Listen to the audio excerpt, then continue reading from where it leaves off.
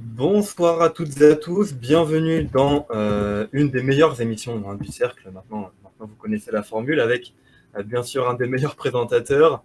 Aujourd'hui, nous recevons Jonathan Alperi pour le troisième épisode de notre mini-série consacrée aux routes de la drogue. Jonathan, bonjour, comment ça va? Ça va très bien, et vous-même?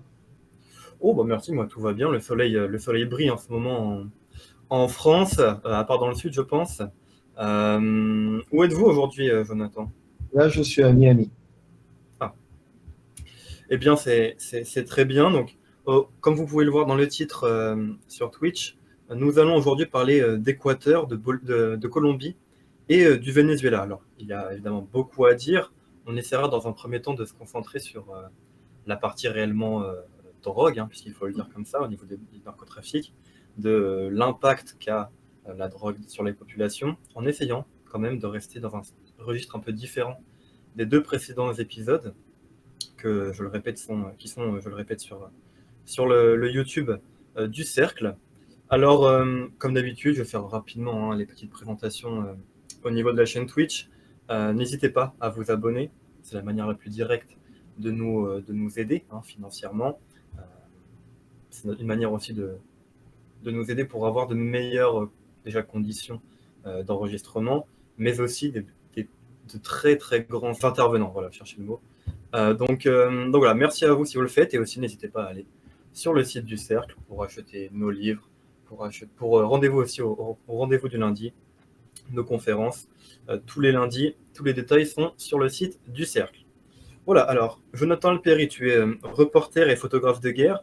Tu as couvert 14 conflits aujourd'hui autour du monde, donc avec l'Ukraine en 2014, la Syrie, et en l'occurrence les guerres de la drogue en Amérique latine aujourd'hui. Et ton dernier livre est sorti en 2017 aux éditions Atria, qui s'appelle The Shattered Lance, pardon pour mon accent.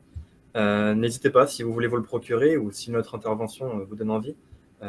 Vous marquez Jonathan Alperi sur Internet et c'est le premier lien qui s'affiche. Alors, Jonathan, voudrais-tu t'introduire d'une quelconque manière ou pas du tout on commence directement comme ça? Non, on peut commencer, je pense que la plupart des gens me connaissent maintenant, donc on peut aller directement dans le sujet. Très bien, alors, pour commencer, je vais commencer avec une question assez large sur laquelle voilà, il y aura beaucoup de choses à dire, mais c'est nécessaire. Pourrais-tu rappeler historiquement le chemin qu'a fait la drogue dans ces trois pays? Ce sont trois chemins différents. Pourrait-on voilà, avoir un état des lieux de ce qu'est le narcotrafic dans ces trois pays? Alors, cette question a deux réponses, parce qu'en fait, le cas Venezuela-Colombie sont intimement liés historiquement depuis l'époque Bolivar, bien entendu, de l'épopée bolivarienne, mais aussi à partir des années 70, où le trafic, la production de coca en Colombie explose, notamment avec cette personnalité très connue dont tout le monde connaît, qui s'appelle Pablo Escobar, qui est vraiment lui qui fait exploser le marché, essentiellement parce qu'aux États-Unis, il commence à avoir une très grande demande pour la drogue, pour cette drogue-là. Au départ, un peu plus dans les milieux festifs hollywoodiens ou dans la musique, enfin tout ce qui est entertainment.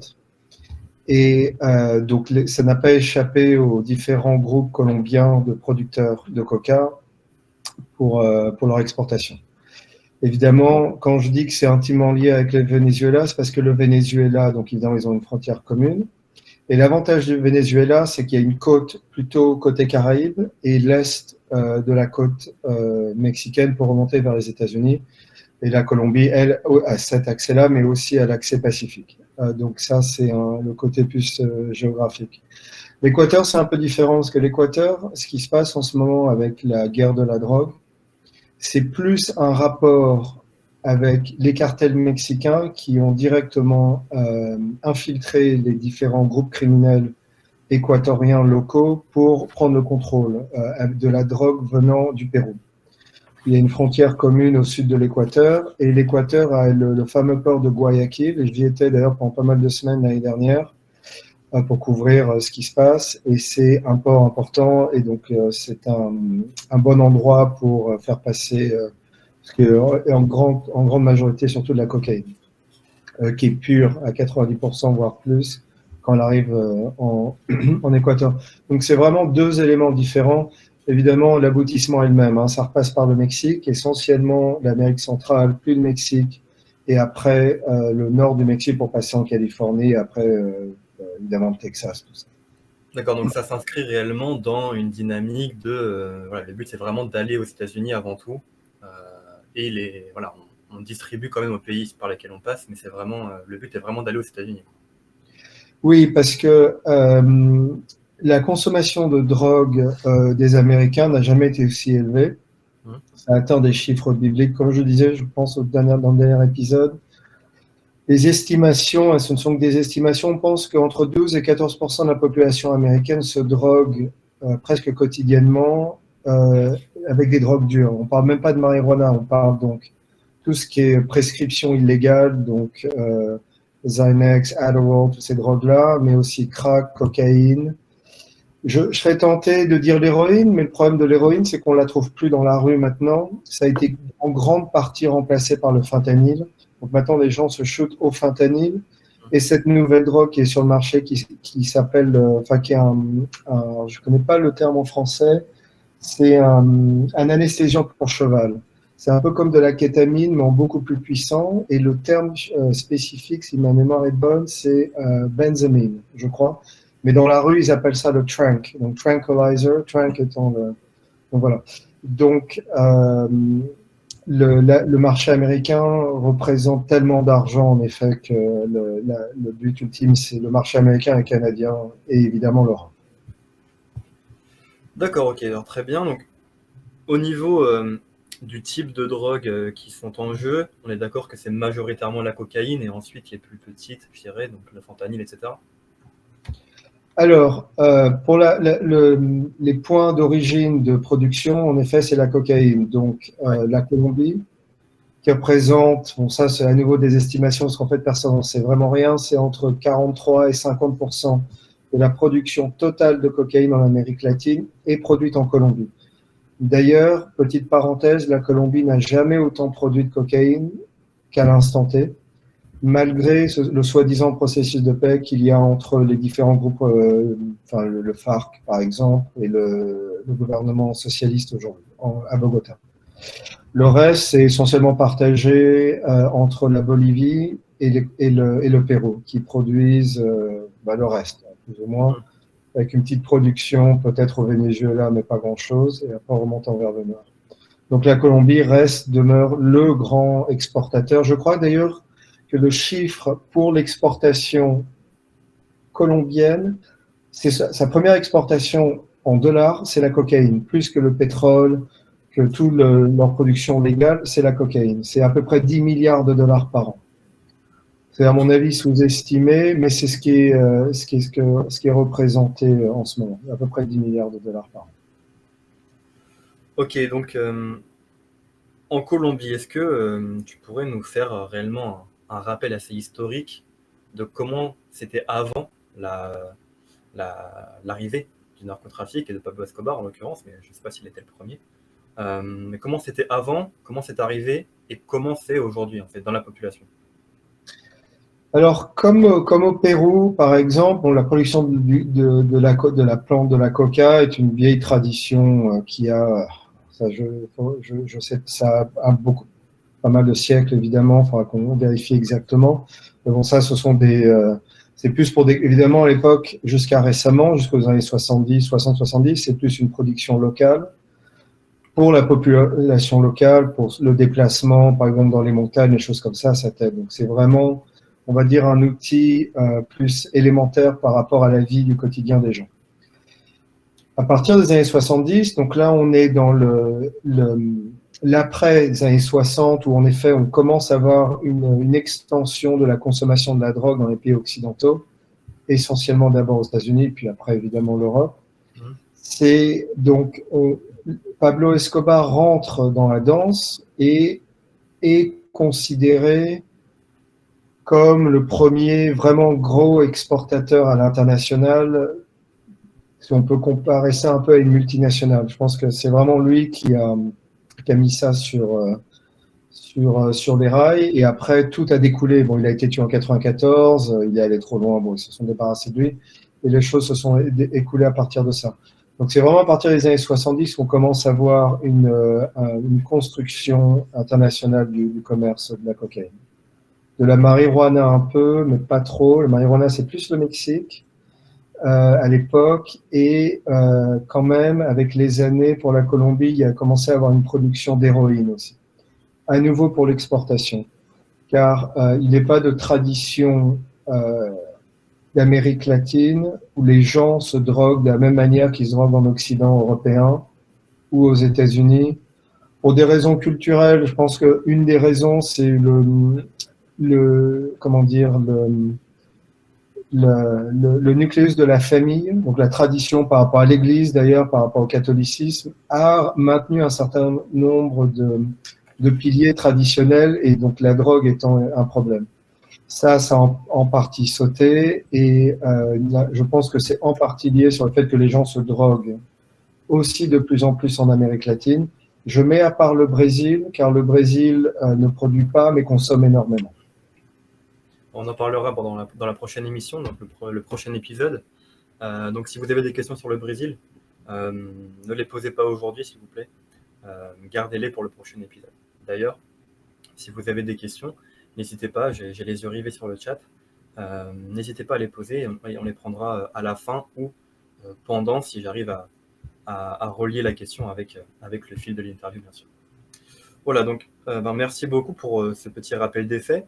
Donc, est-ce qu'on peut résumer Pablo Escobar comme quelqu'un qui a, je dirais, mis le capitalisme à l'ordre du jour dans le secteur de la drogue, quelque part? Oui, je pense que c'est une bonne vision des choses, en effet. Je pense on peut appliquer de manière technique et un peu idéologique d'une certaine manière ce que le capitalisme a proposé en Occident depuis 3 siècles ou 2 siècles et demi, c'est de créer une chaîne, donc de point A au point Z, de la production jusqu'au consommateur.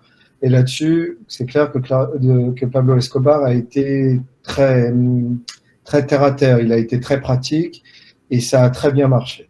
Donc il a su voir ce que les Américains étaient, donc par rapport à l'addiction en général sur plein de choses, et comment créer des fils de production jusqu'à la consommation de manière constante, que ce soit les avions, que ce soit les tankers, que ce soit des plus petits bateaux de pêche, ou les voies terrestres. Donc là-dessus, je pense que là-dessus, ça a été un précurseur.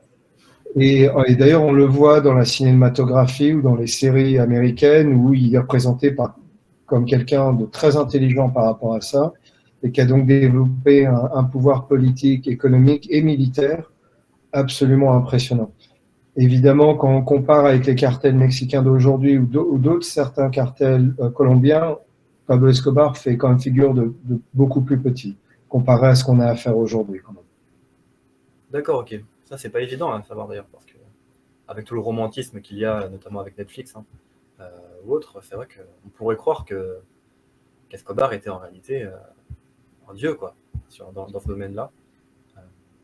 C'est vrai que quand on parle, alors beaucoup de ces gens-là sont plus âgés maintenant, mais il y a eu un vrai envoûtement pour le personnage dans le sens local du terme. C'est vrai qu'il a donné beaucoup d'argent à la pauvreté. C'est comme quelqu'un qui est probablement assez affecté, il vient de rien lui-même. C'est comme quelqu'un qui a dû être affecté par la pauvreté en Colombie, à Cali, Medellín, enfin les différents endroits où des épicentres de production de la drogue en Colombie. Il a fait des hôpitaux, il a fait plein de choses comme ça. Donc il a été adulé par pas mal de gens, c'est vrai. Mais évidemment, ça c'est venu à un prix. Il y a des dizaines de milliers de personnes qui sont mortes. Enfin, il y a eu beaucoup de gens qui ont été kidnappés, tout ça. Donc ça, c'est vrai. Alors ça, c'est juste plus de langues plutôt pauvres où il a pu redonner une partie de ses profits aux gens comme ça. Et d'ailleurs, ça lui a beaucoup servi car quand le gouvernement colombien, avec l'appui ou la pression du gouvernement américain, il a été très protégé quand même. Il y a beaucoup de gens qui l'ont protégé. Quand il est mort, il y a beaucoup de gens qui l'ont pleuré aussi. Les Américains, eux, l'ont pas pleuré. Mais ça a été le cas pas mal en Colombie. Mais vous avez entièrement raison. Je pense que quelqu'un comme Pablo Escobar a ouvert les vannes. Et c'est vrai que dans tout ce qui est dans le côté artistique, donc la production artistique cinématographique qui s'est émanée de tout ça, il y a un certain, ce que j'appelle l'industrie du cool, comme il y a eu une industrie du cool pour la cigarette ou la drogue en général, l'alcoolisme, n'importe quoi. Et c'est le cas en ce moment pour les grands, les personnalités historiques de la drogue, et je pense que ça, c'est absolument catastrophique. Ouais. Et quand tu disais que le gouvernement américain ne l'avait pas pleuré lorsqu'il est décédé, peux-tu réexpliquer pourquoi? Bah, disons que pour les Américains, alors je sais moi je lis de temps en temps les commentaires qu'il y a sur la chaîne YouTube de Cercle Aristote, il y a un certain nombre de gens qui me reprochent de ne pas parler suffisamment des services secrets américains ou du DEA ou de la CIA, tout ça. Moi, personnellement, personne n'a jamais pu prouver que les autorités américaines fédérales étaient en bisbille avec ça. Ça, là-dessus, c'est pas clair. Est-ce qu'il y a de la corruption à la frontière? Ça, c'est sûr. Des deux côtés. Bon, ça, très bien. Mais pour les Américains, ça demeure quand même un problème stratégique parce qu'ils font quand même du commerce avec ces nations sud-américaines, et le Mexique évidemment, d'avoir des organisations malfaiteuses ultra puissantes, stratégiquement très aptes à se réformer régulièrement pour s'adapter à différents problèmes. Et évidemment, par le biais de tout ça, le fait d'avoir une bonne partie de la population américaine complètement droguée et donc qui ne participe pas à l'effort de la nation, par exemple. On peut voir les choses comme ça. Si on a 10% de la population qui est complètement camée, c'est quand même problématique. D'ailleurs, petite parenthèse, l'armée américaine a énormément mal de recruter, c'est 60 000. L'armée américaine, tous les ans, doit recruter à peu près 60 000 personnes par an pour maintenir ses effectifs. 60 000, c'est pas mal. Ils arrivent à peine à 40 000 maintenant, pour pas mal de raisons. Mais une des raisons qui a avancé, c'est pas seulement l'obésité ou le fait que la population américaine est en déclin anthropologique et les gens n'ont pas envie de se sacrifier pour leur pays, ils n'ont pas le courage, etc. C'est aussi parce qu'il y a trop de gens drogués et que pour l'armée américaine, c'est compliqué de recruter des gens qui sont addicts à la drogue.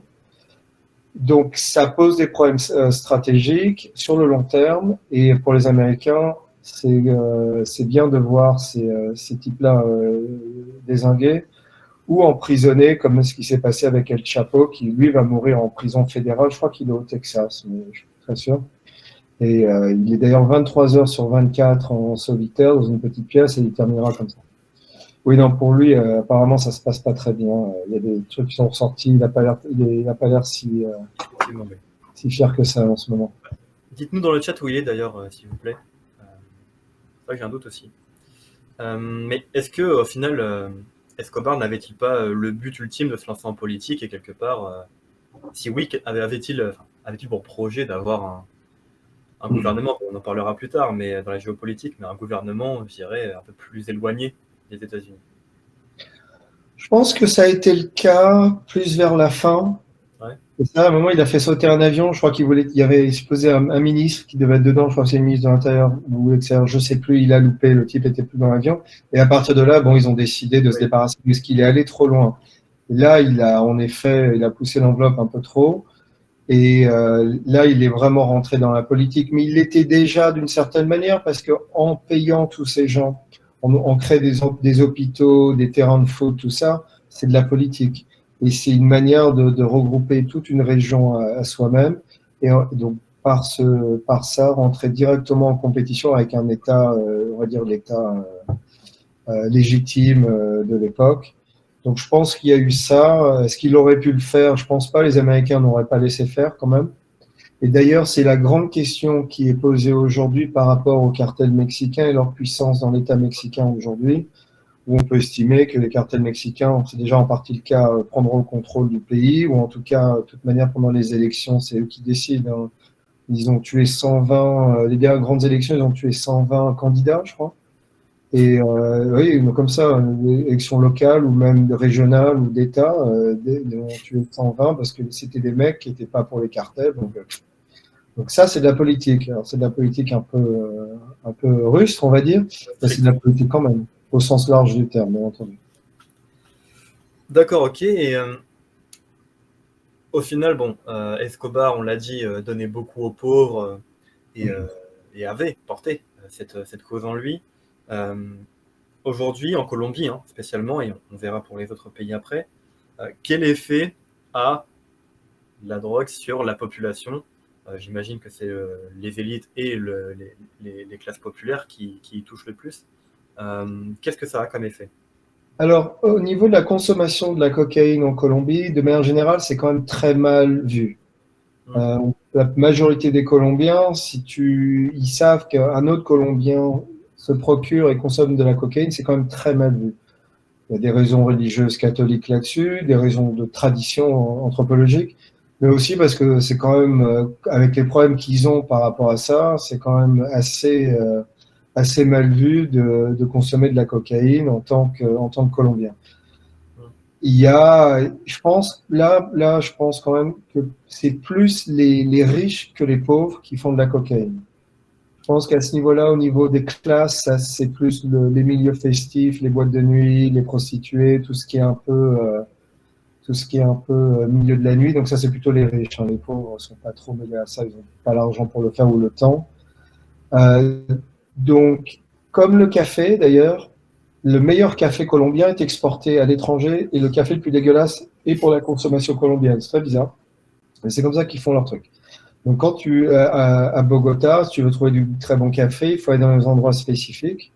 Je dirais, dans une certaine mesure, pour la cocaïne, c'est pareil. Ils produisent, alors à titre pur, donc ils la font ou ils la traitent, ce qu'ils font les deux. Et après, c'est vraiment en grande partie pour l'exportation. Ok, d'accord, très bien. Donc c'est une population qui ne... Est-ce que la population en souffre quelque part ou pas? Comme si ça reste dans le milieu festif, ça devrait aller. Alors, si ça reste très concentré, oui, c'est pas fondamental dans le sens d'avoir un changement dans la population, même comme on peut observer ça aux États-Unis. Je connais pas les chiffres de quel est le pourcentage de Colombiens qui Ouais. font de la drogue. Mais à mon avis, c'est d'une certaine manière, c'est un peu comme au Mexique. Les Mexicains produisent énormément de drogue, mais la consomment pas trop. C'est essentiellement pour l'exportation. Même si ça change, on sent qu'il y a de plus en plus de gens qui se droguent quand même maintenant dans ces pays. On va s'échapper un peu de la Colombie et aller vers le Venezuela. Quand on dit Venezuela, on parle beaucoup de pétrole, surtout en ce moment. Est-ce que le marché de la drogue dans ce pays-là, le Venezuela en l'occurrence, affecte les velléités géopolitiques ou juste économiques? Enfin, est-ce que ça constitue un frein au rayonnement du pays quelque part? Oui, parce que Deux questions. si on voit ça par le prisme de la corruption, Hmm. et on sait que l'armée vénézuélienne, qui est une très mauvaise armée dans le sens combatif, hein, si demain il y avait la guerre avec la Colombie, ils se feraient ramasser, ça serait très rapide. Mais on sait que pas mal d'éléments au gradé de l'armée vénézuélienne sont dans le commerce de la cocaïne, parce que leurs salaires, ils sont ça, puis c'est trop attrayant, il y a trop d'argent à faire. Pour que quelqu'un refuse, c'est non seulement avoir le courage, mais il faut quand même être assez pur par rapport à soi-même, et on ne voit pas ça tous les jours. Donc il y a de toute manière ça. D'ailleurs, c'est vrai aussi pour l'armée. Je reviens toujours un peu avec le Mexique parce que c'est toujours intéressant de faire un peu des comparaisons. C'est aussi un peu comme ça au Mexique. Donc il y a l'armée vénézuélienne évidemment imprégnée de ça. Dans les milieux politiques aussi, ça on le sait. Est-ce que Chavez, lui, il était? C'est difficile à dire. Je pense que Chavez, lui, à l'époque, c'est quelqu'un qui est de manière un peu populiste, de gauche, aimait quand même bien son pays. D'ailleurs, il a soulevé de la pauvreté à peu près 3 millions de personnes, avec l'école en particulier, des trucs comme ça. Est-ce qu'il a essayé de bien combattre la frontière qui partage, qui est essentiellement de la jungle, enfin pas mal, avec la Colombie? C'est difficile à dire. En tout cas, s'il a essayé, ça n'a pas du tout marché. Et que le Venezuela l'est encore aujourd'hui, il restera pendant de nombreuses années une passerelle très importante pour la Colombie pour faire passer la cocaïne et l'héroïne pour aller, alors ça se fait en deux branches. La branche, ça remonte vers l'Amérique centrale, mais surtout vers les Caraïbes. Donc il y a beaucoup de commerce maritime et donc la drogue est passée là-dedans et ça remonte pas mal vers Jamaïque, évidemment, Haïti, parce que Haïti n'est plus un État, donc c'est beaucoup plus facile, et République dominicaine aussi. Et la République dominicaine a un problème grave avec la cocaïne en ce moment. Et est-ce que c'est une constance, je dirais, dans tous ces pays d'Amérique latine? Bon, je pense déjà connaître la réponse, mais est-ce que c'est une constante au niveau de la corruption? Et est-ce que voilà, la corruption, toujours dans les gouvernements, nuit en réalité au rayonnement du pays? Alors cette question elle mérite une réponse historique. Donc je vais un peu m'étaler, mais c'est important que les gens comprennent. Souvent, et depuis des décennies, on accuse les États-Unis d'avoir pourri ces pays. Ce qui n'est pas faux. Il y a eu la doctrine Monroe, il y a eu ça, mais ce n'est pas, c'est partiel. L'Amérique latine a toujours été tendue vers la corruption pour une raison assez simple qui date de la colonisation espagnole et portugaise. Les Portugais et les Espagnols ont emmené quelque chose avec eux qui était problématique, qui était la grande tradition des grands propriétaires terriens, donc qui n'a pas pu donner droit de terre aux petits paysans, aux petits propriétaires. En Amérique du Nord, ça a été le contraire, et ça a été la grande force de l'Amérique, c'est d'avoir des gens très pauvres d'Irlande, d'Allemagne, de Scandinavie, de France, et on leur donnait un lopin de terre, c'était à eux, mais c'était inscrit dans les droits de propriété de la loi fédérale américaine, donc personne ne pouvait te le retirer, ça. Donc tu peux être un petit gars et tu pouvais te défendre, et ça a été une grande force. Ça a donné une classe moyenne, ça a donné un pays beaucoup plus stable où les gens pouvaient profiter de la richesse et en tout cas se battre pour essayer d'en avoir un morceau du gâteau. En Amérique latine, ça ne s'est pas fait comme ça. Quand on regarde par exemple la ville comme Recife au Brésil, c'est une ville qui est tenue par une famille. Et c'est une famille qui est très ancienne. Donc ces vieilles traditions de latifundia, du terme latin, sont restées. Et ça, je pense que ça a été un des grands piliers de la corruption aujourd'hui. D'ailleurs, Pablo Escobar avait beaucoup de terrain. C'est quelqu'un qui avait des grandes fermes. Enfin, c'est cette tradition comme ça, avec ses chevaux, ses motos de cross, ses voitures. Tout ça. Donc il y a ce côté très terrien, très latin dans ce sens-là. Et ça a été fondamental. C'est fondamental pour comprendre pourquoi l'Amérique latine reste encore dans ce carcan de corruption. Évidemment, le commerce de la drogue ne pouvait que prospérer par rapport à ça. Au niveau de l'Équateur maintenant, c'est un pays dont on entend très peu de choses au final. Qu'est-ce qui s'y passe? On en a déjà un petit peu parlé. Mais qu'est-ce qui s'y passe et quels sont les enjeux du commerce de la drogue là-bas en Équateur?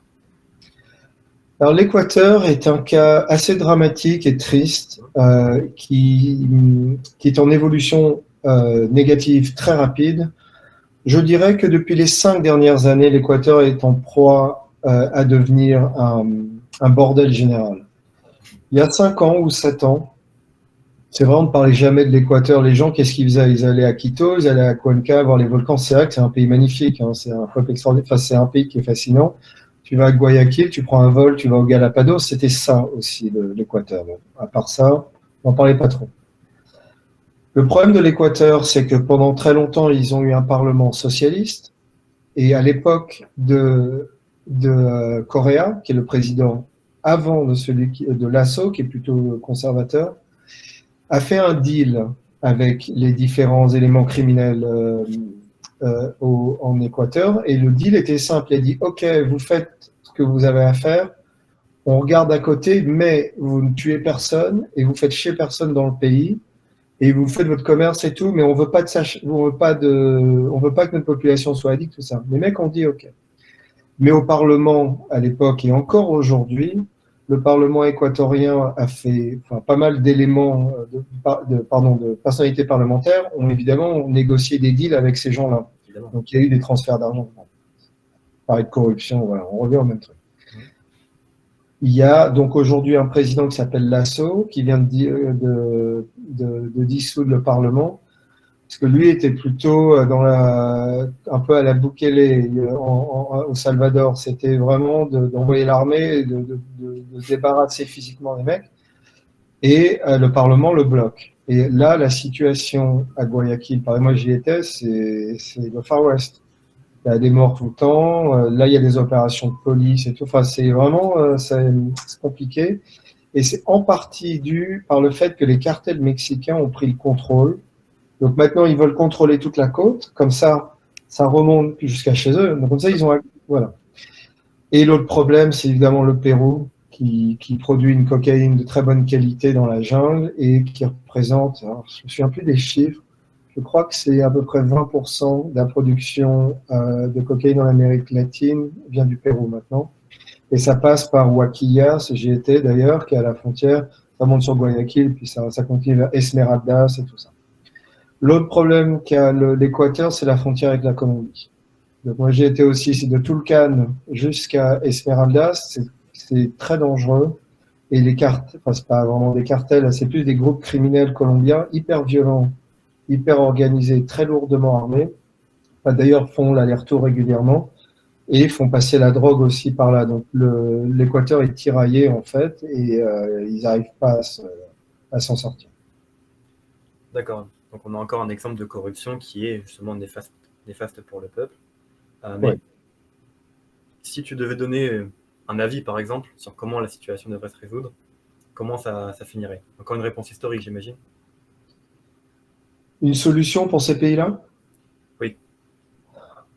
Bah, moi, l'exemple que je regarde très attentivement, c'est le Salvador. Le Salvador est un pays beaucoup plus petit, donc plus facile à contrôler et à gérer. Et Bukele, lui, a tué la Duarte, hein, la Philippine. Il a zigouillé tellement de types, et ceux qui n'ont pas été tués, il en a envoyé 40 000 dans cette nouvelle prison. Donc il les a regroupés, les mecs, normalement, ils sortiront pas, et ils sont là les uns sur les autres. Quand on parle aux Salvadoriens qui habitent par exemple au centre-ville de San Salvador, la capitale, ils sont tous très heureux du fait que maintenant ils peuvent sortir avec leurs enfants le soir et manger une glace. C'était pas comme ça il y a pas longtemps, il y a pas si longtemps, il y a 1 an ou 2 de ça.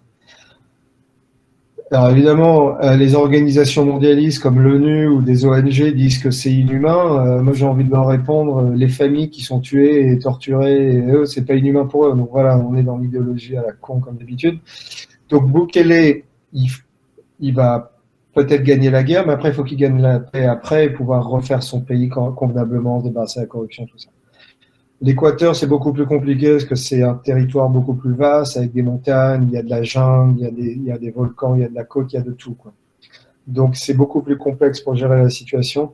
Je ne sais pas, l'assaut, ils vont essayer de se débarrasser de lui. Je crois qu'ils essayent de faire comme avec Trump, de faire un procédé de corruption. Donc on verra. Donc, mais à l'instant T, l'Équateur est en train de chuter rapidement. D'accord, donc on est assez pessimiste sur l'avenir de l'Équateur pour l'instant. Pour l'instant. D'accord, bon. Maintenant qu'on a vu un petit peu les dynamiques qui animent ces trois pays, trois dynamiques assez différentes sur le fond, mais qui, sur la forme, ont le même problème au final, qui sont les gros cartels qui prennent possession, un peu comme on prendrait possession d'une entreprise en finance, par exemple.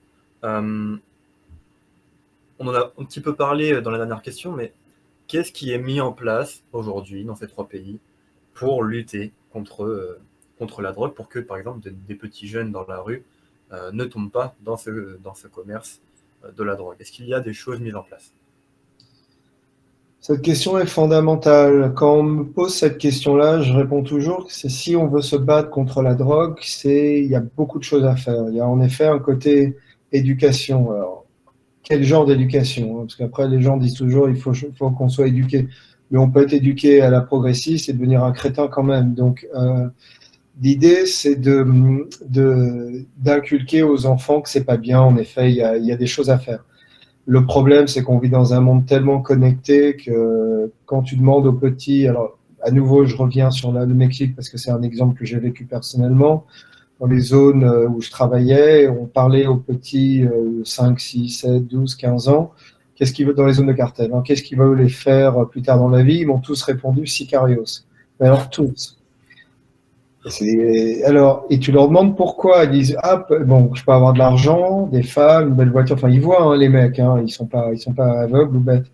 Mais aussi parce qu'ils regardent ces émissions télévisées dont on parlait il y a une vingtaine de minutes. Donc tout ça, il y a plein de choses à faire. Il faudrait, est-ce qu'on peut interdire ce genre d'émissions? Peut-être qu'un pays peut le faire, je ne sais rien. Après, quand on a accès à l'Internet, on a accès à tout. Ouais. Il y a ça. Il faudrait, à mon avis, militairement, il y a une solution militaire où tu peux vraiment avoir la main très lourde. Il y a des pays qui tentent. Il y a le Salvador, il y en a eu d'autres avant. Ça ne marche pas en soi-même. C'est une partie de la réponse à ces problèmes-là. Donc, après, l'autre problème, c'est évidemment la consommation américaine, qui est fondamentale. C'est la moitié du problème, en gros. Il y a tellement d'argent à faire. D'ailleurs, je crois que les derniers chiffres sont sortis sur combien rapportent toutes les drogues confondues dans le monde entier. C'est 650 milliards de dollars par an. Je crois qu'on en avait parlé pendant la dernière émission déjà. Ouais. C'était environ ça. Oui. Voilà, donc c'est une somme qui est, enfin, c'est complètement fou. Alors évidemment, quand tout le monde le sait, et quand il y a de l'argent à faire comme ça, ben, la tentation est trop grande. Et puis voilà, ainsi de suite. Donc voilà, je pense que c'est vraiment ces piliers les plus importants pour essayer de lutter contre la drogue. Mais ça va être très très compliqué, surtout que maintenant il y a tellement de choix de drogues différents. Évidemment, il y a aussi des drogues légales, hein, les gens deviennent addicts. C'est sûr que c'est compliqué. Donc quelque part, il faudrait réussir, c'est assez compliqué d'ailleurs, mais c'est terrible, mais il faut le dire, il faudrait réussir à rendre, je dirais, la vie si dynamique, si attractive. Par exemple, il faudrait rendre le fait d'être enseignant plus attrayant que d'être sicario, par exemple. Oui, alors c'est vrai d'être professeur du lycée ou du collège au Mexique, je ne sais pas ce qu'ils gagnent, mais ça ne va pas être grand-chose, peut-être 5, 600, 700 dollars par mois, ça ne va pas être grand-chose. D'ailleurs, c'est le même argument pour les policiers mexicains qui sont payés 200-300 dollars par mois, je crois. Enfin, la police de route, hein, bien entendu. Et eux sont très corrompus parce que, bon, voilà, s'ils te demandent la mordida, comme ils disent, tu fais arrêter. Donc, il y a ça, tu pourrais mieux payer les gens. Mais il y a aussi le rapport à l'argent des gens en général aussi. Il y a des comportements différents qui ne sont pas les mêmes. Un Allemand n'a pas le même rapport à l'argent qu'un Mexicain. Tu vois, c'est pas la même chose. Il y a aussi des variantes à faire là-dessus. Et d'ailleurs, j'étendrai un peu le sujet en disant une des raisons pourquoi l'Amérique a été un grand succès dans les affaires, c'est qu'il y a, de manière générale, bien entendu, peut-être un peu moins aujourd'hui, mais ça l'a été jusqu'à récemment en grande majorité, c'est qu'on peut faire confiance à l'Américain et faire des affaires avec lui pendant des années et les deux parties font de l'argent. Il y a ça. Au Mexique, c'est plus compliqué d'avoir ce rapport-là, donc c'est beaucoup plus, faire beaucoup plus attention, disons. Et pourquoi, donc il y a des différences culturelles. Pourquoi c'est plus compliqué de faire confiance à un Mexicain dans les affaires? La corruption, ça fait partie de la fibre sociale. On négocie différemment. C'est vrai que quand tu fais des affaires avec un Américain, tout de suite, c'est beaucoup plus terre à terre, c'est beaucoup plus direct. Et puis surtout, tu as des recours étatiques ou dans les institutions pour te défendre s'il y a un problème au Mexique. Ok. D'accord, ok, bah, très bien. Donc on voit tout le chantier qu'il faudrait bâtir autour de la dissuasion, quelque part, des jeunes populations, ou pas d'ailleurs, envers ces mini-États que sont devenus les gros cartels mexicains, en l'occurrence. Aujourd'hui, sur la scène internationale, quelles sont les implications politiques, économiques et sociales de la drogue? Cette drogue qui part d'Amérique latine et qui remonte par, on l'a déjà dit. Voilà. Qu'est-ce que ça implique politiquement, économiquement, socialement, et même, on pourrait même étendre le sujet, anthropologiquement, on en parlait pour les États-Unis. Qu'est-ce que ça implique, voilà. Alors au niveau militaire, donc on va dire stratégique ou géostratégique, on va regrouper un peu ça ensemble parce que c'est très connecté.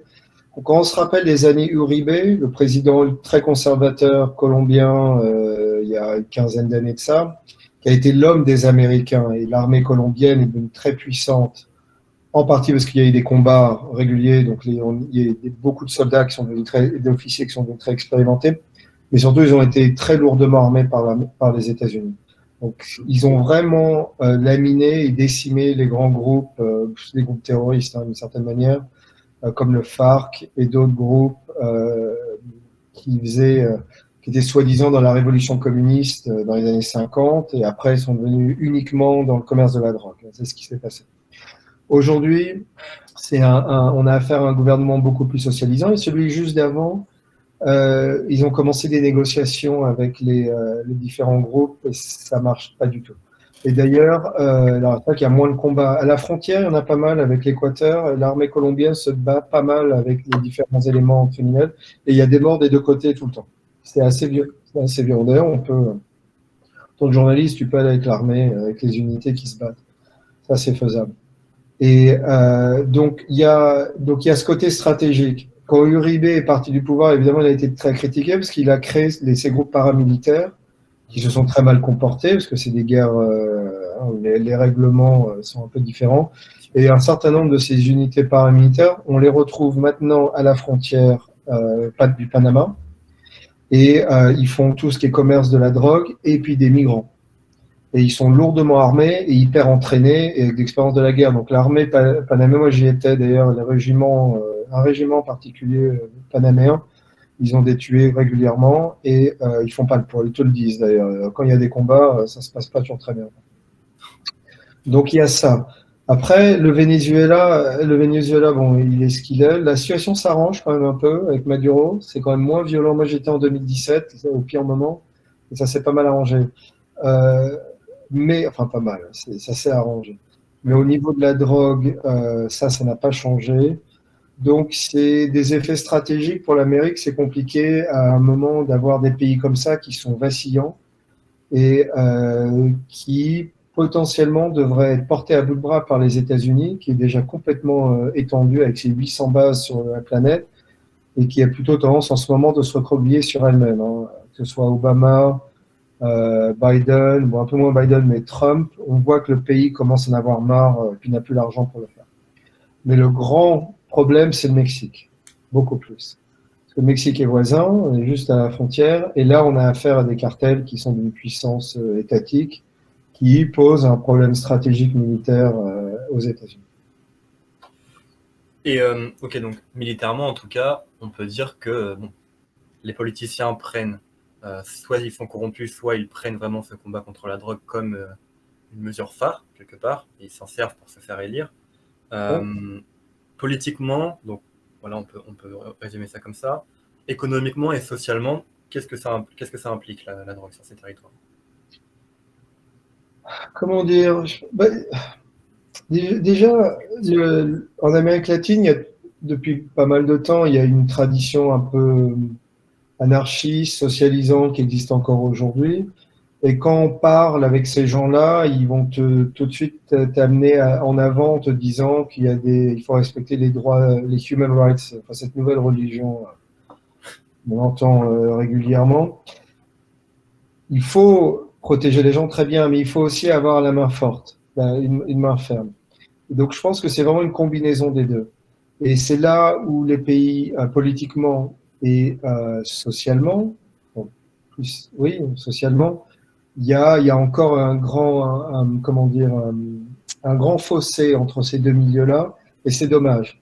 Parce qu'on peut être quelqu'un de gauche, hein, avoir une sensibilité sociale, tout en disant que ben, on déconne pas dans mon pays, on protège ses frontières, on a une armée, on protège sa population, la drogue c'est non, et tout ce qui est les éléments criminels, on s'en débarrasse. Les deux sont possibles. D'ailleurs, c'est ce qu'a été De Gaulle. De Gaulle a été un mélange des deux. Et d'une certaine manière, Trump l'est aussi, à sa manière. Mais il l'est aussi, il a un côté socialisant, assez démocrate, sur plein de choses, et un côté très régalien et très dur sur d'autres. Donc les deux peuvent être unis ensemble. Le problème, c'est que les gens maintenant veulent plus parler. On le voit très bien aux États-Unis. Chacun retranché dans sa zone et personne ne veut se parler. À la fin de la journée, c'est la population qui trinque de toute manière et ça se terminera mal de toute manière. Ouais. Donc il faudra essayer de dépasser tout ça et repenser un peu cette union. Donc est-ce qu'on pourrait résumer le narcotrafic comme quelque part une création devenue capitaliste devenu mondial, pardon, qui détruirait tout sur son passage quelque part. Oui, je pense que quand on regarde les choses vraiment de manière planétaire, Voilà. c'est un élément parmi d'autres dans un monde où tout s'achète et tout se vend. Bon, maintenant, on peut acheter le ventre de femmes indiennes pour avoir un enfant. Moi, je trouve ça à vomir personnellement. On nous parle, on dit, et ces gens-là sont contre l'esclavagisme. Pour moi, c'est une forme d'esclavage. Enfin, je veux dire, jusqu'où ça va aller. Effectivement. On est d'accord. Et puis après, si on veut plus de bébés, on peut le jeter ou on peut l'acheter. On peut faire un avortement à 9 mois, c'est ce qu'ils veulent faire d'ailleurs dans certains États américains. Et pourquoi pas jeter le bébé à la naissance? Ce que je veux dire, c'est que à partir du moment où dans une société, donc le progressisme a été enfanté par le libéralisme, où tout peut être acheté, tout peut être vendu, à ce moment-là, il n'y a plus de règles. Et la drogue a trouvé une belle place parmi tout ça. Et d'ailleurs, on le voit au Canada, où maintenant, dans un État, c'est un des États de l'Ouest, dont je ne me souviens plus le nom, ils veulent légaliser l'héroïne. Donc, c'est un programme d'État qui dure 3 ans, donc payé avec de l'argent public. Et à la fin, il y aura un rapport à la con qui dira, ben oui, il faut légaliser l'héroïne, et puis les gens pourront se piquer. Là, on est dans le suicide collectif anthropologique, et ça va, c'est logique dans le monde dans lequel nous vivons. Et il est logique de penser que maintenant, les gens ne font plus d'héroïne, mais font du fentanyl, en sachant que tu vas crever de toute manière, ou benzanine, d'ailleurs, qui mangent ta peau. Moi, j'en ai vu pas mal, ils finissent par te couper le membre parce que tout a pourri. Si c'est le monde dans lequel les gens de progressistes veulent vivre, ben, ce sera sans moi. Quoi. Ouais. Ah, d'ailleurs, ça me fait penser à une question du chat que j'ai vue tout à l'heure, au niveau de, des légalisations de la drogue dans certains États, notamment américains. Je vais la poser maintenant puisque ça m'y fait penser. Comment ça se passe aujourd'hui aux États-Unis dans les États qui ont légalisé le cannabis? Qu'est-ce que ça... Alors, c'est une excellente question parce que c'est vrai que, par exemple, quand on regarde ce que l'Économiste, le magazine, a dit pendant des dizaines d'années, qu'il fallait légaliser la marijuana parce que, pour des raisons purement économiques, donc à nouveau, on est dans une mentalité de marché, pas d'État. Était de dire, bah, si on rentre en compétition directement avec les éléments criminels qui produisent, eux, de la marijuana, à ce moment-là, on les battrait parce que c'est pas du tout ce qui est en train de se passer. Et là-dessus, c'est un truc que j'avais prévu depuis quelques années, parce que j'ai toujours été contre la légalisation de la marijuana. Pourquoi?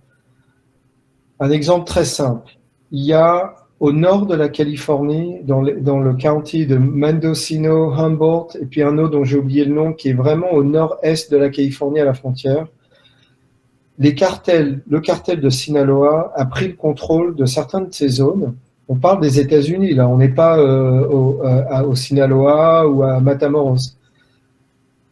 Ils ont donc, comme la frontière est ouverte, ils ont fait passer plein de types pour produire, ou des mecs armés, des soldats, hein, des sicarios. Ils commencent depuis quelques années maintenant à tellement produire de marijuana illégalement que les flics du coin, moi je les connais, hein, je parle avec eux ou je vais les voir, sont complètement submergés. Maintenant, les cartels mexicains du Sinaloa produisent entre 6 et 9 milliards de dollars par an juste pour la Californie et juste pour la marijuana.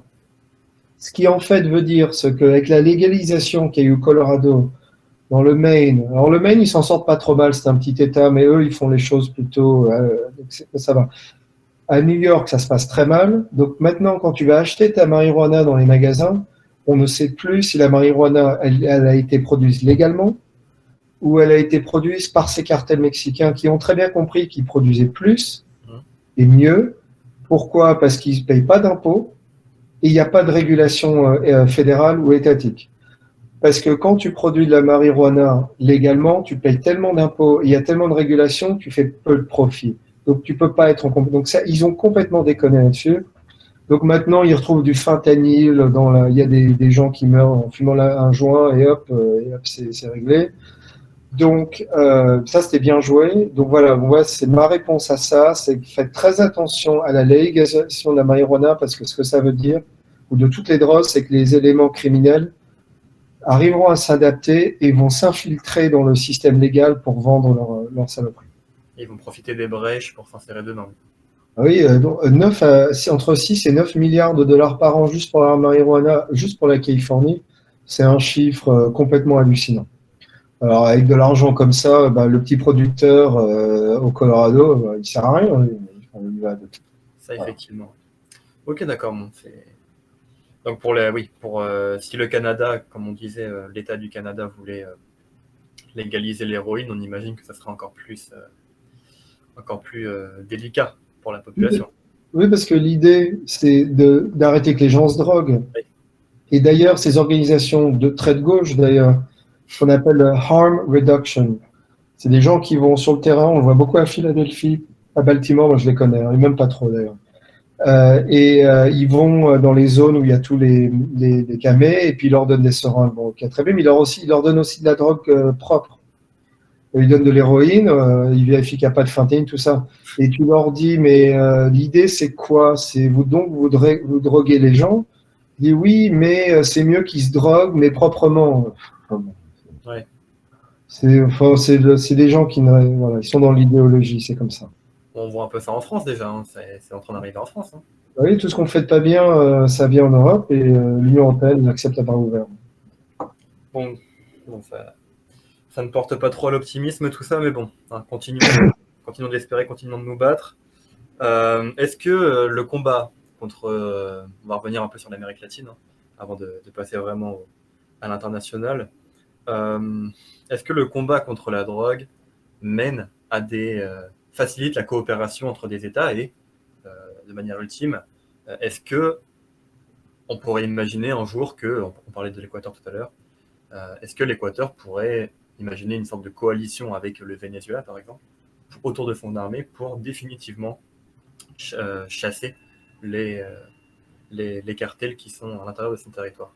Est-ce que ça facilite les coopérations? Voilà. Il y a toujours des coopérations entre les États, hein. Donc ça existe. Il y a des échanges d'informations, il y a des services secrets, il y a pas mal de trucs. Et beaucoup avec les États-Unis, hein. Je parle du DEA, évidemment, qui est la grande organisation fédérale, et là, la CIA, ces gens. Le FBI, mais de manière un peu moins, parce que le FBI était essentiellement interne, mais maintenant plus externe. Il y a ça. Je pense que ça n'arrivera pas. C'est trop compliqué, c'est trop le bordel et il y a trop de corruption à ce niveau-là. Je pense que s'il devrait avoir un effort à ce niveau-là, il faudra que ça vienne des États-Unis. Je pense que ce sera quand les Américains décideront d'arrêter avec leurs conneries en ce moment sur les LGBT, enfin le catéchisme habituel. On est totalement d'accord pour ça d'ailleurs. Pour Twitch, Ouais, voilà, on est ouais. totalement d'accord pour. Ne vous inquiétez pas. Voilà, donc moi, tout ce que je dis, ça m'appartient, bien entendu. Voilà. Moi, je ne me fiche pas derrière un pseudonyme ou un masque. Donc, je, je pense que ça doit venir des États-Unis. L'Amérique doit avoir à cette responsabilité et encore le côté moral, même s'il a été beaucoup erroné, pour se battre contre ça. Et ça viendra de là. Sinon, je pense que ce ne sera pas le Brésil, l'Équateur n'a pas de pouvoir, et puis la Colombie, le Venezuela, laisse tomber. Mais donc, c'est des Américains. Ah bah, si les Américains arrivent à faire ça, ça veut dire qu'ils auraient une contrepartie. Et quelque part, est-ce que ce serait une bonne nouvelle? Je ne suis pas Bah, sûr. je pense que pour les États-Unis, à long terme, ils ont intérêt. Ils le font pas. Je pense que ça a été une stratégie de laisser pourrir la situation parce que quand il s'agit de compétition entre États, c'est moins cher de faire ça qu'aller envahir ou faire la Oui, guerre, enfin, des trucs comme ça. Mais je pense que c'est allé trop loin et maintenant les Américains commencent à s'en mordre les doigts, hein. oui, bon, après, peut-être qu'ils vont retourner là-dessus ultimement. Peut-être que leur but était de faire brûler ces États pour ensuite récupérer les cendres et puis les faire renaître. Peut-être. Peut-être. C'est une possibilité, on verra. On verra qui gagnera en 2024 déjà. Oui, oui, effectivement, on verra, oui. Et dans quelles conditions surtout. Très bien, bon. On va s'éloigner un peu de ça. Je pense qu'on a fait un peu le tour de la situation dans ces trois pays-là particulièrement. Et parler un peu de ce lien géopolitique entre ces trois pays et le reste du monde. Euh, on a beaucoup parlé de la Colombie et des side effects, de la conséquence de la drogue dans son rayonnement géopolitique, ou en tout cas ce qu'elle essaie de construire là-dessus. Euh, quel est quelles sont les possibilités de ces trois pays à l'heure actuelle, géopolitiquement, pour réussir à surmonter le frein de la drogue et réussir à quand même à s'élever géopolitiquement? C'est une question très compliquée. On est là pour ça. Ouais, c'est difficile de répondre à ça. Je m'étendrai un peu. Je regarderai par exemple le Brésil. Le Brésil est en train de regarder en dehors de ses frontières, mais loin, par rapport à son rapprochement avec la Chine, les BRICS, hein, donc qui existent déjà. Hein, donc il y a ça. Je pense que pour l'Amérique latine, il y a beaucoup de possibilités. Je pense que l'Amérique latine a une bonne partie de sa population qui est très brillante, très éduquée. Elle a tout pour réussir, les ressources naturelles, elle a une histoire brillante. C'est des pays, d'ailleurs, c'est marrant parce que tous les ans, jusqu'à récemment, depuis des années, on dit que le Brésil est la prochaine puissance internationale. Et tous les ans, ils se trompent. Ces pays n'arrivent pas. D'ailleurs, on regarde ce qu'a été l'Argentine dans les années 30, 40, qui a été une très grande puissance. Et maintenant, c'est rien. Ou quasiment plus rien. Et d'ailleurs, c'est dramatique ce qui se passe là-bas. Et donc, la Colombie, pareil, c'est un pays qui a tout, qui a des côtes, qui a de la forêt, des montagnes, un désert, des ressources naturelles, des gens, ils ont tout. Et pareil, à nouveau, ils y arrivent pas. Et c'est un grand gâchis. Alors, l'Amérique est en partie responsable, mais comme je disais au début de l'interview, les gens d'Amérique, enfin, les Colombiens, tout le monde est responsable d'une certaine manière. Donc je vois pas très bien comment ils pourraient s'en sortir. Il faudrait régler l'histoire de la corruption, mais c'est tellement imprégné. Comment on fait pour se débarrasser de ça? Je pense que c'est une question de génération. Ouais. Il faudrait les tout petits, il faudrait essayer de changer la tendance, que quand eux deviendront adultes, ce sera mieux. Et puis les petits et derrière, pareil, espèce de mouvement de marée d'une certaine manière, et essayer de changer ça. Après, est-ce qu'ils y arriveront? Ça, c'est vraiment, ce sera à eux de décider. Hein. Ce sera pas Mais à est-ce qu'on peut personne. imaginer, par exemple, qu'aujourd'hui, bon, on connaît les relations qu'ont les BRICS, surtout en Amérique latine, et on en a parlé dans une autre émission avec Romain Migus, que j'ai Ouais. présentée d'ailleurs, vers laquelle je redirige tous les spectateurs ici. Euh, Est-ce qu'on peut imaginer que les BRICS, aujourd'hui, avec leur puissance financière, puissent réussir à aider ces pays dans leur voie d'élévation géopolitique, quelque part?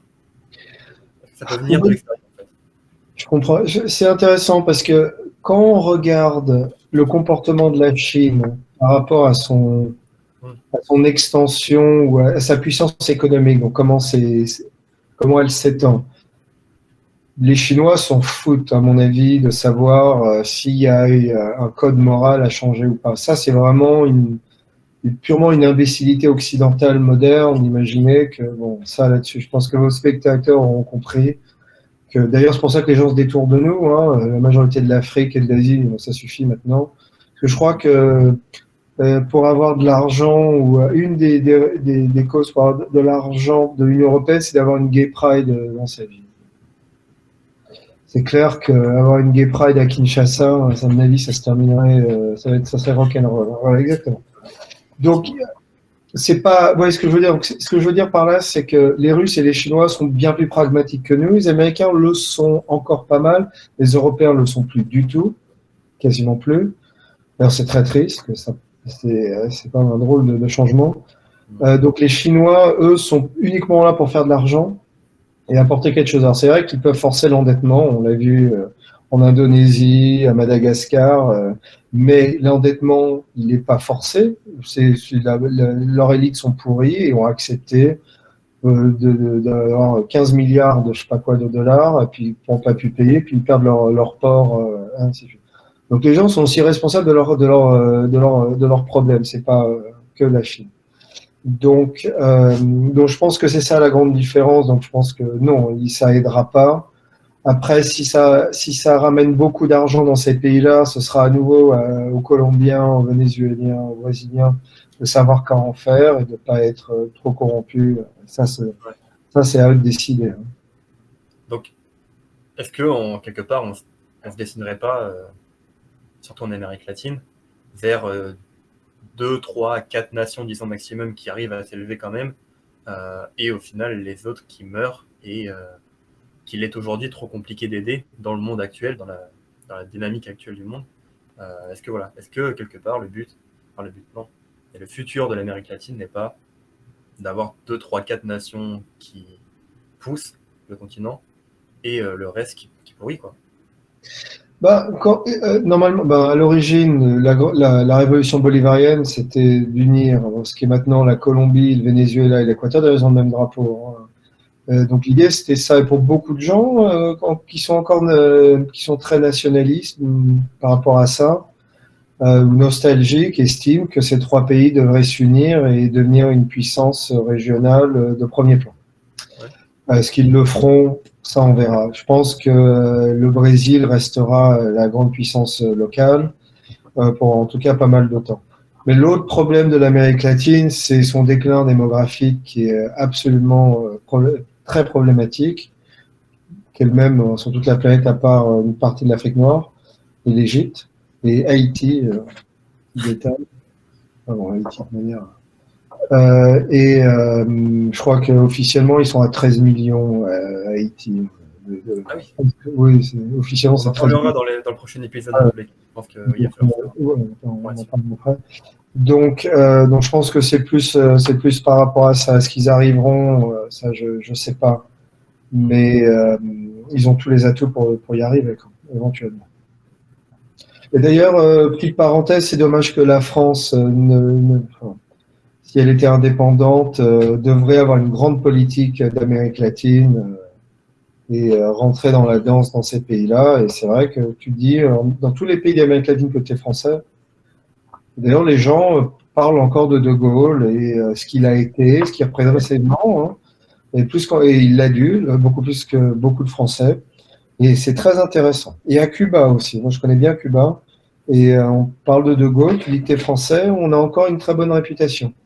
Qu'est-ce qu'ils ont dit, par exemple? De Gaulle, ça représente la liberté de tous les peuples pour décider d'eux-mêmes. Ça a été la troisième voie. Ça a été, puis c'est quelqu'un qui a fait la guerre, c'est quelqu'un d'une intelligence particulière. Donc les gens, les Américains du Sud le voient comme ça. Évidemment, tu leur parles de François Hollande, c'est pas du tout la même réponse, hein. Ah non, ça fait bien le croire, effectivement. Ou Macron.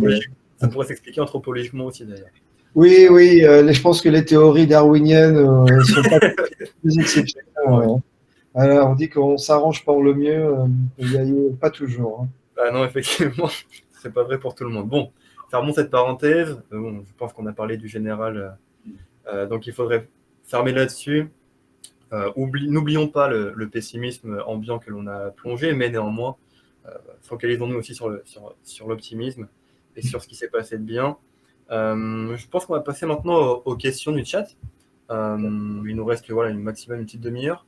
D'ailleurs, merci à Duke 79 09 71 qui a pris un abonnement. Et merci à Fourose également qui s'est abonné avec Prime. Merci à vous deux et merci à tous ceux qui le feront jusqu'à la fin de cette émission.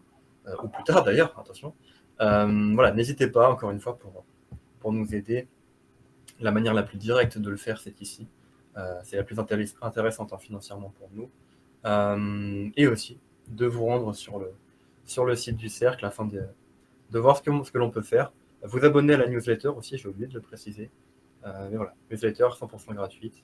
Vous n'avez que votre mail à indiquer et vous avez la newsletter mensuelle qui arrive, qui est extrêmement pertinente. Vraiment, la valeur ajoutée est extrêmement intéressante. Et bien sûr aussi, si vous voulez voir les photos de guerre de Jonathan, son livre est disponible comme je l'ai dit, sur Internet. Vous marquez Jonathan Alperi et c'est le premier lien qui arrive, The Shattered Lance, qui est sorti aux éditions Atrias en 2017. Donc voilà, vous avez des photos d'Ukraine, vous avez des photos de tous les conflits qu'il a couverts, hein, de toute manière. On en parlera un petit peu en conclusion. Mais voilà, prenons les questions du public. Alors, première question de Chando. Les médias américains parlent du phénomène de la drogue chez eux. Est-ce que c'est étouffé ou pas? Est-ce qu'il y a une volonté derrière ou pas d'étouffer ce problème? La réponse est oui, mais ça dépend quels médias. Quand on regarde, on peut les nommer, hein, ABC, CBS, NBC, MSNBC, CNN, donc les grands médias traditionnels plutôt, on va dire de gauche, pour faire simple, Oui. Parlent de temps en temps des problèmes de l'addiction et de la drogue, que ce soit en Amérique latine ou d'addiction aux États-Unis, mais comparé aux problèmes que c'est vraiment, ils en parlent très peu. Et je pense qu'une des raisons principales, c'est parce que ça remet en cause leur idéologie sur le fait d'avoir une frontière entièrement ouverte. Ils ont fait sauter complètement la frontière avec le Mexique. On voit le bordel qu'il y a aujourd'hui. Il y a 6,5 millions de gens qui sont rentrés illégalement. C'est dégueulasse déjà pour ceux qui légalement rentrent dans le pays et attendent des années avant d'avoir leur passeport. Tout ça, c'est infâme. Bref. Bref, bon, ça c'est purement idéologique d'ailleurs, c'est pour éventuellement que ces gens deviennent citoyens et votent démocrates. Hein. Là, vous avez la même chose en France. C'est purement électoraliste et puis pour avoir une main-d'œuvre pas chère comme chez les Allemands. Enfin, bon, c'est habituel. Bref. Donc, je pense que ça a beaucoup à voir avec ça. Et les médias américains traditionnels, donc que je viens de citer, ils vont plus loin et estiment que si on parle comme ça, donc si on est régalien par rapport à l'État-nation, donc on est raciste. On va voir la connexion. Enfin bon, surtout si t'es blanc, donc t'es forcément raciste, et t'es pour la frontière, t'aimes ton pays, donc t'es raciste. T'es avec balle pour ton pays, t'es raciste, ça, donc t'es un descendant d'un esclavagiste. Enfin bon, le truc habituel. Donc ça, c'est la bêtise généralisée aux États-Unis que vous avez, je vous rassure, aussi en Europe. Et ça vient de chez nous. Et donc ils en parlent peu. Il y a des grands médias conservateurs, mais c'est pas c'est pas des médias traditionnels. On en parle. On peut aller sur YouTube. Hein, il y a énormément de documentaires qui sont faits sur ces choses-là. On peut s'informer là-dessus. C'est assez simple. D'accord. Eh bien, très bien. Passons à la seconde question, on en a un tout petit peu parlé dans l'épisode précédent, mais je pense que la réponse sera un peu différente.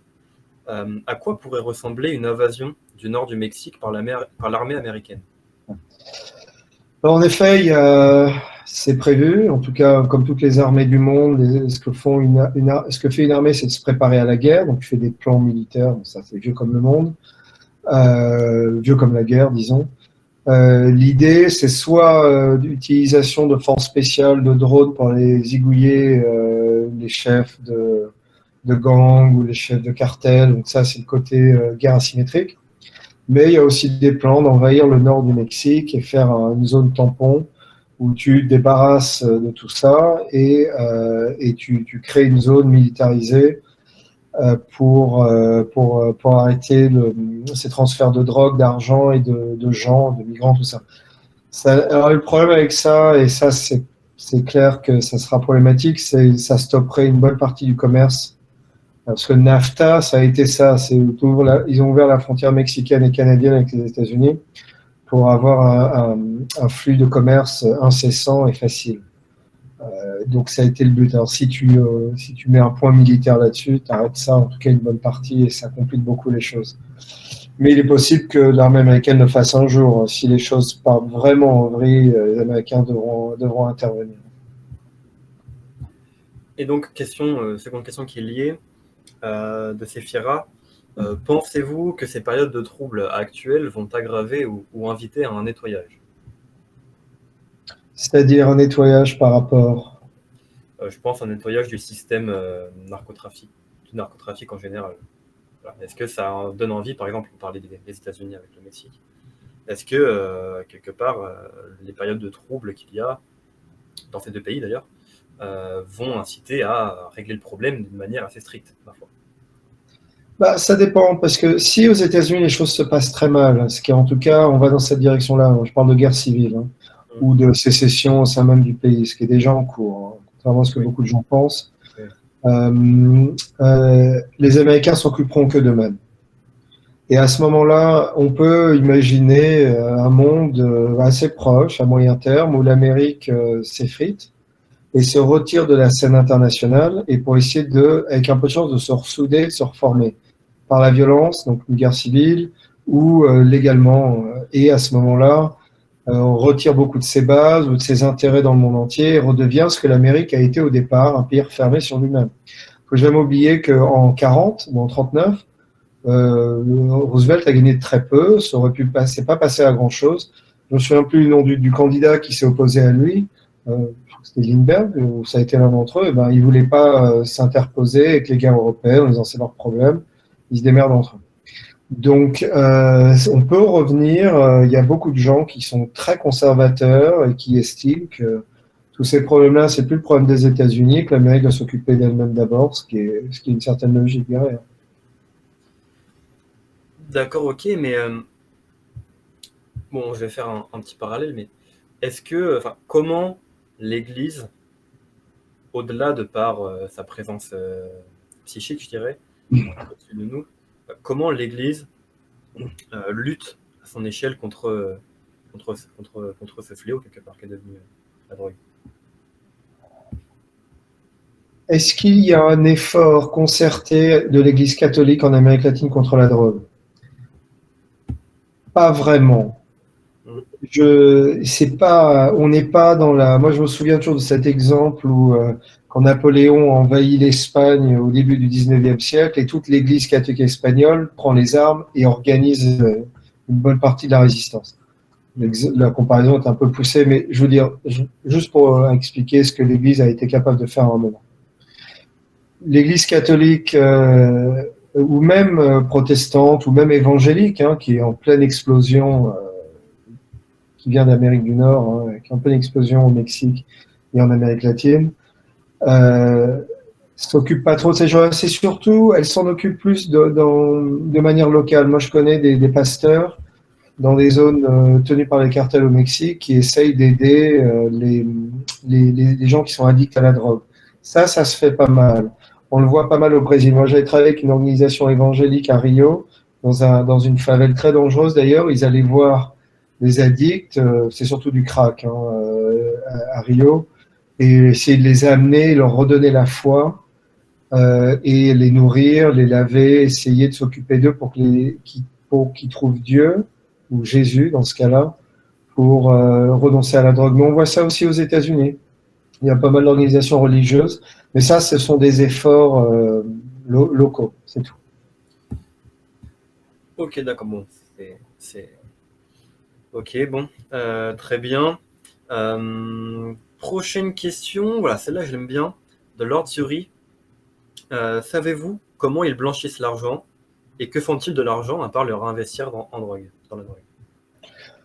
Alors, alors ça, c'est un sujet que je connais un peu moins. Je peux parler plus du Mexique. Après, c'est une des manières de blanchir l'argent, c'est d'acheter de l'immobilier.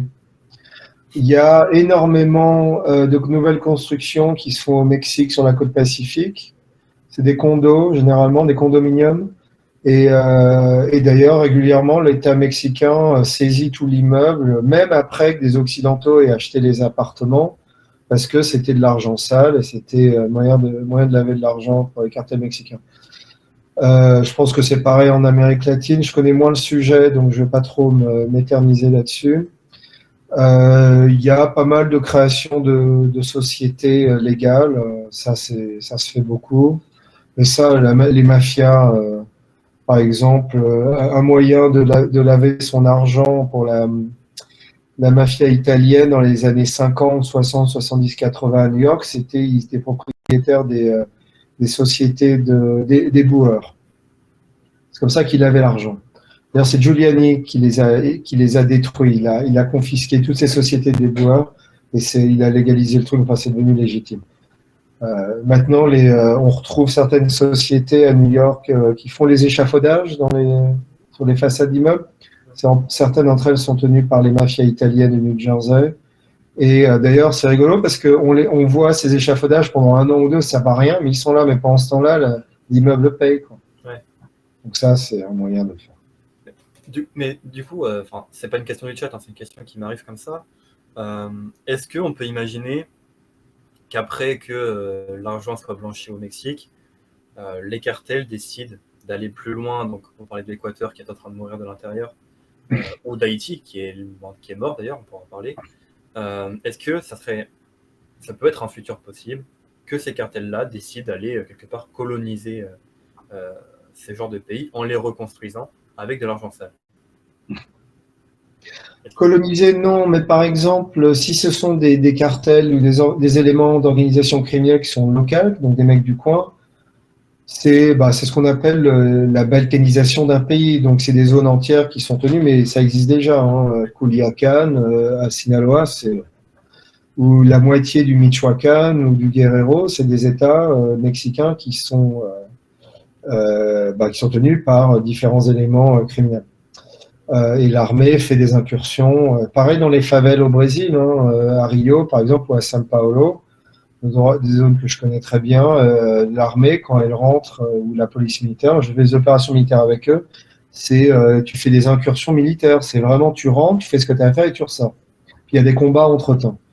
Donc ça, c'est déjà acté. Mais vous avez la même chose en France, hein, je vous rassure tout de suite. La balkanisation de la France est largement en cours, ou au sud de la Hollande, la Belgique, n'en parlons même pas. Mais moi, ce que je voulais dire, c'était surtout un cartel mexicain, donc disons les plus gros, qui mettrait la main qui reconstruirait Haïti, par exemple, qui reconstruirait Haïti avec de l'argent sale, et qui derrière prendrait un poids politique, quelque part, pour devenir eux-mêmes un État. Ouais. Alors, oui, c'est vrai que je me suis un peu écarté de vos questions d'origine. À nouveau, je vais prendre un exemple un peu ancien, et ça, je connaissais bien parce que des gens que je connaissais, des amis à moi qui sont plus âgés, qui ont vécu dans ces quartiers à New York, à Brooklyn et à Queens, qui étaient entièrement tenus par la mafia italienne traditionnelle. Et ils me disaient toujours, ce sont des quartiers où on a grandi, il n'y avait jamais un crime. Il n'y avait jamais un problème. Et la raison, c'est qu'ils ne voulaient pas de problème. Si tu allais vendre de la drogue ou acheter des armes, tu te faisais dézinguer tout de suite, parce que bon, voilà. Donc, donc ça, c'est vraiment au niveau local ou de la ville. Est-ce qu'une organisation criminelle peut prendre le contrôle entièrement d'un pays? C'est possible. Est-ce qu'elle aurait envie avec Haïti? L'Haïti, ça me paraît compliqué. Parce que l'Haïti, c'est problématique que ce soit le bordel, parce que là, tu as plein de gangs, tu peux traiter avec eux, tout ça. Pour le Mexique, tu peux imaginer un futur où un cartel est tellement puissant qu'il décide de se légaliser lui-même et faire partie directement aux élections. C'est tout à fait plausible parce que maintenant, on en est à un niveau où ils tuent les candidats qui ne leur plaisent pas. Donc, par définition, il reste le candidat qui sera choisi, qui défend tes intérêts. Donc la différence est plus énorme, plus vraiment importante. Donc je pense que ça pourrait être plus ça, moi personnellement, où certains pays comme celui-là que je viens de mentionner, donc le Mexique, où l'État fédéral mexicain chute et que c'est remplacé par autre chose. Ça, c'est possible. Ouais. Ça pourrait être un futur possible. À voir si nos prédictions se vérifient. On aura dit en 2023. Ok, mais on va prendre 2-3 questions encore.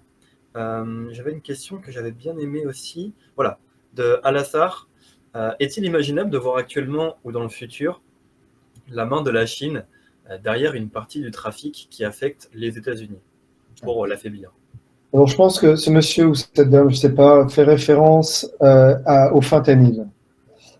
Il y a, on le sait, une connexion entre l'État, le gouvernement chinois et, comment dire ça correctement? Depuis 30 ans, il y a des liens économiques, criminels entre beaucoup d'hommes d'affaires chinois et les cartels mexicains pour la production du fentanyl. Ces gens-là au Mexique produisent la molécule du fentanyl, parce qu'elle est aussi produite légalement en Inde et puis aux États-Unis. Donc, bien, ça complique les choses. Et une partie est remise, c'était un deal avec Sinaloa et la nouvelle génération qui est basée au Jalisco, d'obtenir ces molécules, de faire le fentanyl au Mexique directement par les cartels et puis après, logistiquement, monter vers les États-Unis. Est-ce que le gouvernement, est-ce que l'État chinois fait ça exprès pour pourrir la population américaine? C'est la grande question qui a été soulevée par DEA à nouveau et qui, elle, pense oui. Mais la CIA aussi, ils ne sont pas les seuls. Ils le disent publiquement, hein, ça, Oui. c'est pas des secrets, hein, loin de là. Moi, je pense que c'est un peu différent. Je pense que l'État chinois sait que ça se passe et ne fait rien. Elle n'a pas besoin de faire quoi que ce soit. Le fruit est pourri aux États-Unis, donc il va tomber de l'arbre. Donc, on attend que ça se passe et les Américains se détruisent eux-mêmes de toute manière. Donc, il n'a pas besoin de la Chine ou de la Russie ou d'un ennemi, un adversaire quelconque pour accélérer le processus. Les Américains le font lui-même. Donc, je pense que c'est plus cette relation comme ça. Les Chinois sont trop intelligents et trop patients pour être très ouverts par rapport à ça. Donc, à mon avis, ils laissent pisser et puis c'est tout. Très bien, alors on va prendre la dernière question avant de conclure. Question de Stéphane Chamignon. Sait-on à quel point l'argent de la drogue a aidé à sauver les banques dans la crise de 2008 par exemple, ou même avant ou après, dans d'autres crises financières? Là c'est me poser une colle, je sais pas. On sait que HSBC, certaines grandes banques ont payé des sommes, vers les Américains, faramineuses c'est une histoire de corruption. Après, est-ce que les banques peuvent toujours savoir d'où vient l'argent? C'est pas évident. Donc, j'ai pas vraiment de réponse. Je dirais à cette personne d'aller de faire ses propres recherches par rapport à ça. Bon, très bien. Alors bon, je pense que c'est bon, à part si quelqu'un dans le chat a une dernière question qui, qui lui arriverait. Ce qui est assez intéressant d'ailleurs, c'est de voir à quel point les questions par rapport avec la drogue convergent toutes vers les États-Unis. C'est assez incroyable d'ailleurs de voir ça. Mais bon, hein, que voulez-vous, c'est le monde dans lequel on vit. Bon, pour rappel, merci à toutes les personnes qui se sont abonnées. Merci aussi à toi, Jonathan, de nous avoir rejoints ce soir. Pour rappel, en 2017, hein, le livre de Jonathan, The Shattered Lance, pardon pour l'accent, aux éditions Atrias, disponible sur le site de Jonathan. Vous marquez Jonathan Lepéry sur Internet et c'est le premier lien qui sort. Voilà, n'hésitez pas à vous le procurer. C'est en quelque sorte un recueil. Bon, d'ailleurs, je ne sais pas pourquoi j'en parle. Jonathan, comment tu vendrais ton livre? Bah, c'est plus un rappel de ce qui m'est arrivé en Syrie et puis un certain nombre d'histoires de guerre que j'ai vécues.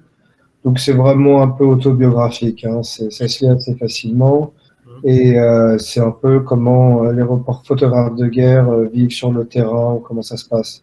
Et le dernier chapitre est plus une prédiction sur ce qui est devenu l'Europe et ce qu'elle deviendra dans le futur. Donc ça, c'est le côté plus politique de prédiction de ce que l'Europe deviendra dans les quelques dizaines d'années qui viendront. D'accord, et bien, si cette interview vous a donné envie d'en savoir plus sur le travail de Jonathan, eh bien, n'hésitez pas. Vous avez d'une part les 2 premiers épisodes de cette série autour des routes de la drogue en Amérique latine spécialement, qui sont disponibles sur le YouTube du Cercle Aristote. Vous avez cet épisode qui va évidemment y arriver dans 1 à 2 semaines, et il y aura probablement un prochain épisode sur l'Amérique latine, encore une fois, qui portera sur Brésil-Argentine, et probablement autour des plus petits États, disons, ce qu'il en reste, qui sont, on l'a évoqué aujourd'hui, Haïti, la République dominicaine et d'autres, j'en parlerai avec Jonathan, hors caméra. Voilà. Merci à tous. Je crois qu'il n'y a pas d'autres questions. Voilà. Jonathan, un mot de la fin? Je dirais juste très brièvement, il va falloir faire très attention à comment le commerce de la drogue internationale est en train de submerger l'Union européenne, notamment par rapport à la cocaïne. Donc Hollande, Belgique et évidemment la France, mais surtout la Hollande et la Belgique sont devenus de grands épicentres. Et la Belgique est incapable de gérer cette histoire. Et les Hollandais, on verra, mais ça me paraît assez compromis. Donc, c'est tout. C'est juste, je fais une ouverture et c'est aux gens de regarder un peu ça. Voilà, en attendant d'avoir des émissions qui arrivent sur le cercle à ce propos, ne vous inquiétez pas, nous serons là, aux premières loges, pour couvrir tout cela. Bah, merci à vous. Merci Jonathan, à très bientôt. C'était Victor et je vais clôturer cette interview. Merci à tous, au revoir. Au revoir. Chers camarades, si tu veux plus de contenu, de réinformation, d'éducation populaire et de formation intellectuelle, n'hésite pas à faire un don sur notre page Tipeee.